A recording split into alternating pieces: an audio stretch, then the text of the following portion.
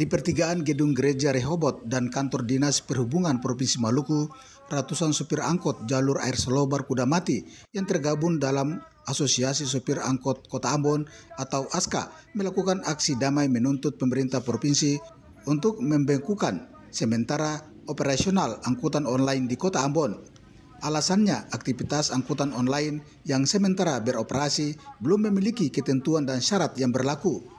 Kapolsek Nusa Niue AKP John Anakota menyebut aspirasi yang disampaikan para sopir angkot patut diancungi jempol dengan baik karena berlangsung dengan aman, damai, dan tertib. Terkait dengan aksi demo sopir angkot yang ada di Nusa Niue, sementara berlangsung dan situasinya aman, terkendali, kondusif. Saya sudah ingatkan para sopir angkot untuk kita tetap taat aturan, dalam arti kita tetap humanis sambil menunggu proses yang sementara berlangsung atau berproses di kantor gubernur.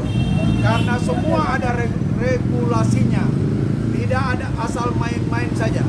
Jadi semua harus sesuai aturan dan tahapan-tahapan. Koordinator Jalur Air Salobar Kudamati Ongen Hahua menyebut aksi yang dilakukan ini sebagai bentuk keprihatinan dan mendesak pemerintah provinsi untuk membengkukan aktivitas angkutan online di Maluku sambil menunggu proses legalitas.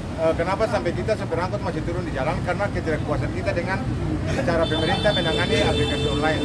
Yang kita tuntut selama ini menyangkut penetapan tarif dengan regulasi yang harus diatur oleh pemerintah daerah, tapi dari awal 2022 sampai saat ini sudah jalan 3 tahun, itu tidak pernah terrealisasi.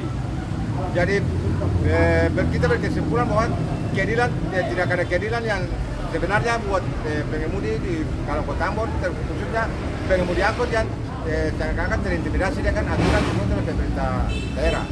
Hari ini kenapa sampai Ketong melaksanakan aksi demo yang tadi sudah dijelaskan oleh Ketua Kudamati bahwa memang jawabannya masih ngambang daripada pemerintah sendiri.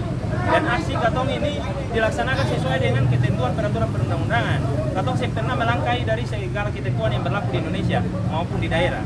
Setelah penyampaian tuntutan mereka, para supir angkut ini kemudian membubarkan diri dan kembali melakukan aktivitas seperti biasanya. Abu Saubawa, Junaidi Asril, dan Cak Tamaela melaporkan.